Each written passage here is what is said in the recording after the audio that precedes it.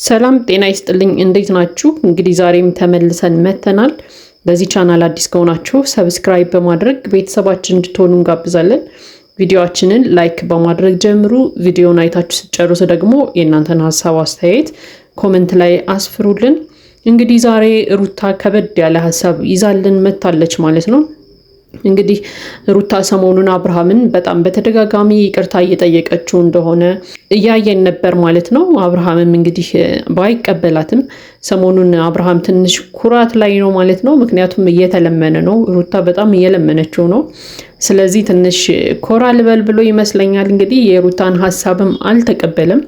የሩታን ሀሳብ ላለመቀበሉ ያነሳው ምክንያትም ያው ሩታ ካሁን በፊት ተበቅላኛለች፣ ስለዚህ አሁንም ያንን ነገር ልታደርግ ነው እንጂ ሩታ ከምሯ አይደለም እያለ ነው ማለት ነው። ምክንያቱም ሩታን አውቃታለሁ ነው ሲል የነበረው በተደጋጋሚ። ሩታ እንደዚህ አይነት ጸባይ የላትም፣ እያስመሰለች ነው።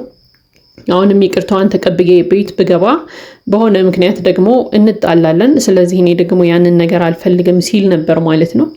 እንግዲህ ይህንን ተከትሎ ያው ይቅርታዋንም አለመቀበሉን ተከትሎ ሩታ ምንድን ነው የወሰነችው ውሳኔ ማለት ነው? ይቅርታዬን አብርሃም የማይቀበለኝ ከሆነና አብረን ማንኖር ከሆነ አብረን ልጃችንን የማናሳድግ ከሆነ እኔ ከዚህ ቤት እወጣለሁ፣ ለቅቄ እሄዳለሁ፣ ወደ ሌላ ሀገር ሄጄ እኖራለሁ ብላለች ማለት ነው። እንግዲህ ሻንጣዋንም አዘጋጅታለች፣ ልጇንም ይዛለች ማለት ነው። ይህንን ውሳኔዋንም ለአብርሃም ልትነግረው አብርሃምን ቀጥረዋለች። እንግዲህ አብርሃም ደግሞ ይህንን ነገር ሲሰማ የሚፈጠረውን ነገር የምናይ ይሆናል ማለት ነው። እስከ ቪዲዮ መጨረሻ ድረስ አብራችሁን እንድትቆዩ በአክብሮት እንጋብዛለን። እንግዲህ ዛሬ ሩታ ያነሳችው ሀሳብ ትንሽ ከበድ ያለ ነው። ምክንያቱም ማንም ያልጠበቀው ነገር ነው። ሩታ እውነት ይህንን ውሳኔ ወስና ከዚህ ቤት ወጥታ ትሄዳለች ወይ የሚለውም ጥያቄ ነው ወይስ አብርሃምን በዚህ ሀሳብ አስፈራርታ ቤቷን ለማስገባት የወሰነችው ውሳኔ ነው የሚለውንም የምናየው ነው የሚሆነው። ለማንኛውም አብርሃም እንግዲህ መጥቷል። ሩታን ሲያያት ትንሽ የተደናገጠ ይመስላል። ምክንያቱም ልጇን አቅፋለች፣ ሻንጣዋንም አዘጋጅታለች ከቤት ለመውጣት እና ምንድነው ምን ሆነች ነው ምንድነው የተፈጠረው ነገር ሲል ጠይቋታል ማለት ነው። እንግዲህ ሩታም ነግረዋለች፣ ያው አንተ ይቅርታዬን ስላልተቀበልከኝና ወደ ቤት ለመመለስም ስላልወሰንክ እኛም እዚህ ቤት ምንም አንሰራም፣ ስለዚህ ከዚህ ቤት መሄድ አለብኝ፣ ወደ ሌላ ሀገር ሄጄ እኖራለሁ ብለዋለች ማለት ነው። እንግዲህ ወዴት እንደምትሄድ ሲጠይቃትም ለመናገር ፈቃደኛ አልሆነችም። በቃ ከሄድኩ በኋላ ደውዬ አሳውቅሃለሁ ነው ያለችው። አብርሃምም እንግዲህ በዚህ ሀሳቧ አልተስማማም ማለት ነው። ምክንያቱም ልጄን ማየት ፈልጋለሁ፣ የትም መሄድ አትችይም ሲላት ነበር ማለት ነው። ሩታም እንግዲህ ሀሳቡን ልትቀበለው ፈቃደኛ አይደለችም። አንተ እዚህ ቤት ተመልሰህ እስካልገባህ ድረስ እኔ እሄዳለሁ ብለዋለች ማለት ነው። አብርሃምም እንግዲህ እንደፈለግሽ መሆን አትችይም፣ አንቺ የፈለግሽውን ሀሳብ ነው እንዴ ሁሌ የምታደርጊው ሲላት ነበር ማለት ነው። ሩታም ትንሽ የተናደደች ይመስላል። አንተ እንደፈለግክ ስትሆን ምንም አላልኩም፣ እኔንም እንደፈለግሽ መሆን አትችይም ልትለኝ አትችልም ብለዋለች ማለት ነው። ያው እንግዲህ አብርሃም ሩታ መሄዷ ብዙ ያሳሰበው አይመስልም። ምክንያቱም ምን ነበር ሲላት የነበረው፣ በቃ እንደውም መሄድ ከፈለግሽ አንቺ ሂጂ፣ ልጁን አስቀምጠሽ ሂጂ ሲላት ነበር ማለት ነው። እንግዲህ አብርሃም የሩታ ነገር የቆረጠለት ይመስላል ከአንዳንድ ንግግሩ ስንነሳ። ያው ሰሞኑንም ከሚያደርገው ነገር የተነሳ ሩታ ጋር ያለው ነገር አብቅቷል መሰል አብርሃም ጋር ሊያስብለን የሚችል ነገሮች አሉ። ምክንያቱም ባለፈውም እነ ዳኒ ጋር አግኝቷት ከፈለግሽ ሌላ ቦታ ሄደሽ መኖር ትችላለሽ ከጎረምሶችሽ ጋር ሲላት ነበረ። ዛሬም እንግዲህ ከፈለግሽ ልጁን አስቀምጠሽ አንቺ መሄድ ትችያለሽ እያላት ነበር ማለት ነው። እንግዲህ ይሄ ነገር ትንሽ ሩታን ያናደዳት ይመስላል። ምክንያቱም እንዴት ልጅሽን ጥለሽ ሂጂ ትለኛለህ? በፍጹም አላደርገውም። ስለዚህ ከዚህ በኋላ ልጅሽን ጥለሽ ሂጂ የሚል ሀሳብን እንዳታነሳብኝ ስትለው ነበር ማለት ነው ሩታ። እንግዲህ አብርሃምም እኔ ልጄን ማየት ስለምፈልግ ከፈለግሽ ልጅሽን ጥለሽ መሄድ ትችያለሽ ብሏታል ማለት ነው። እንግዲህ ይሄ ነገር እውነትም ሩታን አናዷታል። ምክንያቱም ሩታ ምን ስትል ነበር?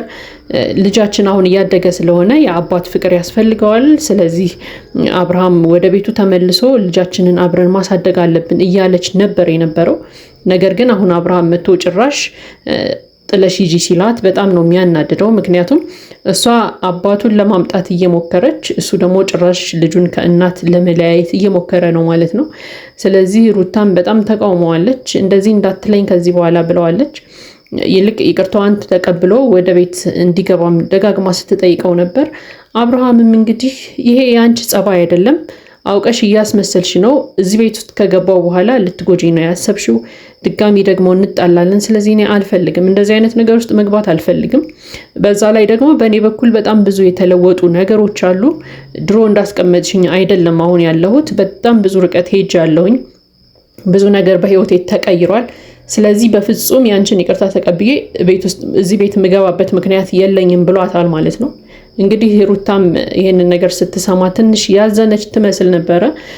ተጎድቻለሁ እያለ ደጋግሞ ሲያወራም ነበር። እንግዲህ ሩታ ደግሞ ከኔ በላይ አልተጎዳህም፣ እኔ እየሳኩኝ እያወራው ስለሆነ እኔ እንደተጎዳሁ ብዙ ሰው እያሰበልኝ አይደለም ስትልም ነበር ማለት ነው። እንግዲህ ማን ነው ከሁለቱ ይበልጥ የተጎዳው የሚለውን ያው እነሱ ናቸው የሚያውቁት። ሁለቱም በየግላቸው የተጎዱበት ነገር ሊኖር ይችላል። እንግዲህ በመለያየት ውስጥ ያው ሁለቱም ደስተኛ ይሆናሉ አይባልም። ሁለቱም የተጎዱበት ነገር አለ። ነገር ግን ያንን ነገር ረስተው አንድ ላይ እንዲሆኑ ሩታ ዛሬም ደጋግማ ስትለምነው ነበር ማለት ነው።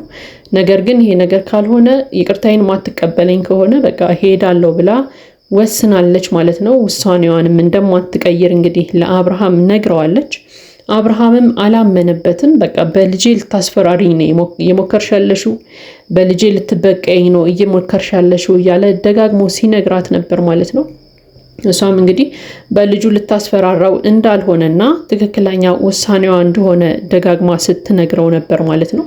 ከዛ እንግዲህ እሷም ውሳኔዋን እንደማትቀይር ሲረዳ አብርሃም ምንድነው ያላት? በቃ 15 ቀን ወይ 1 ወር ጊዜ ስጭኝና ላስብበት። አሁን ባሁን የማስበው ነገር የለም። ስለዚህ አስቤ እስከማሳውቅሽ ድረስ እዚህ ቤት አርፈሽ ተቀመጪ ብሏታል ማለት ነው። እንግዲህ ይሄ ነገር ትንሽ ተስፋ ያለው ይመስላል። አብርሃም እና ሩታ አብረው እንዲኖሩ ወይም እንዲታረቁ፣ እንደ ድሯቸውም እንዲመለሱ፣ አንድ ላይ እንዲሆኑ ትንሽ ተስፋ ያለው ነገር ይመስላል። ምክንያቱም 15 ቀን 1 ወር ሰጥታው አስቦበት ውሳኔውን ሊያሳውቃት ማለት ነው። ስለዚህ እስከ መጨረሻው ድረስ ባይፈልግ ኖሮ አልፈልግም ብሎ ቁርጥ ያለ ውሳኔውን ያሳውቃት ነበር። ነገር ግን ትንሽም ቢሆን የመመለስ ሀሳብ ስላለው ይመስለኛል 15 ቀን ወይ 1 ወር ስጭኝና ላስብበት እያላት የነበረው ማለት ነው። ሩታም እንግዲህ እሺ ብለዋለች። ነገር ግን ከ1 ወር በኋላ ነው ውሳኔን የምታሳውቀኝ፣ ከዛ በፊት እንዳትመጣ ብለዋለች። አብርሃምም እንግዲህ በዚህ ሀሳብ አልተስማማም። ምክንያቱም ልጄን ማየት ፈልጋለሁ፣ ስለዚህ እመጣለሁ ብሏታል። እሷም እንግዲህ በዚህ ሀሳቡ የተስማማች አትመስልም። በቃ ለመሄድ ቆርጣ ተነስታለች። እሷም እንግዲህ በልጁ ልትበቀለው ይሆን አናውቅም።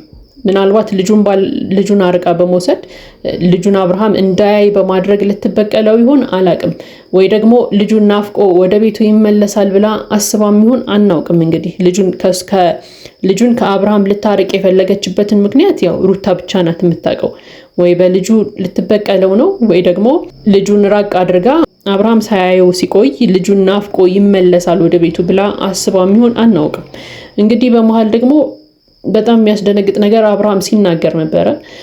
አንቺ ይቅርታ የጠየቅሽኝ ይቅርታዬን ፈልገሽ ወይም አብረን እንድንኖር ፈልገሽ ሳይሆን አንደኛ ልትበቀኝ ነው፣ ሁለተኛ ደግሞ ይሄ ነገር ከዳኒ ጋር አብራችሁ ያሴራችሁት ሀሳብ ነው እንጂ በፍጹም ያንቺ ሀሳብ አይደለም ሲላት ነበር።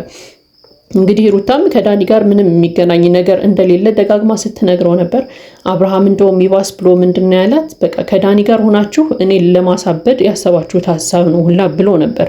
ይሄ እንግዲህ ማናችንም የማንጠብቀው ነገር ነው። እንደዚህ አይነት ሀሳብ ሩታ እውነት እንደዚህ ልታደርግ ትችላለች አብርሃም ላይ የሚለው ነገር ሁላችንም የምንቀበለው ነገር አይደለም። ምክንያቱም አብርሃም ላይ ይህንን ከባድ ነገር ታስባለች ብለን አናምንም። ነገር ግን አብርሃም ምን ሰምቶ እንደሆነ አናውቅም። ደጋግሞ ሲናገር የነበረው ነገር ነው። ከዳኒ ጋር ሆናችሁ እኔን ለማሳበድ ነው ያሰባችሁት። ስለዚህ ይሄ ነገር ደግሞ አይሳካላችሁም፣ በፍጹም ሀሳባችሁን አልቀበልም ሲላት ነበር ማለት ነው። እንግዲህ ሩታም ሀሳቡን እንደማይቀበል ስታቅ ተስፋ ቆርጣ ጥላው ወታ ሄዳለች ማለት ነው። ልጇንና ሻንጣዋን ይዛ ወታ ሄዳለች። የት እንደምትሄድም አልነገረችውም። እንግዲህ እዛው ከሄድኩ በኋላ አሳውቅሃለሁ ብላው ትታው ሄዳለች ማለት ነው። እንግዲህ አብርሃም ይሄ ነገር አሳዝኖት ሊመለስ ይችል ይሆን? ከልጁ መለያየቱም በጣም ከባድ ነው የሚሆንበት ብዬ አስባለሁ። እንግዲህ ለልጁ ሲል ወይ ደግሞ እውነትም ሩታን የሚወዳት ከሆነና ለሩታ ያለው ፍቅር ካልጠፋ ወደ ቤቱ ይመለሳል የሚል ሀሳብ አለኝ። ሩታስ ምን አስባ ነው? እውነት አብርሃምን ወዳው ነው ወይስ ልትበቀለው አስባ ነው ይሄንን ነገር የምታደርገው? ከሄርሜላ ጋር ለማለያየት ብቻ ነው ወይንስ የምርም አብርሃም አብሯት እንዲኖር ከመፈለግ ነው ይሄንን ነገር እያደረገች ያለችው የሚለው ነገር እንግዲህ የሁላችንም ጥያቄ ነው። ለማንኛውም የእናንተን ሀሳብ አስተያየት ኮመንት ላይ ያስፍሩልን። እንግዲህ ቪዲዮአችንን ሰብስክራይብ ሳታደርጉ ከሆነ ያያችሁ ያላችሁ ሰብስክራይብ በማድረግ ቤተሰባችን እንድትሆኑ እንጠይቃለን። መልካም ጊዜ ይሁንላችሁ።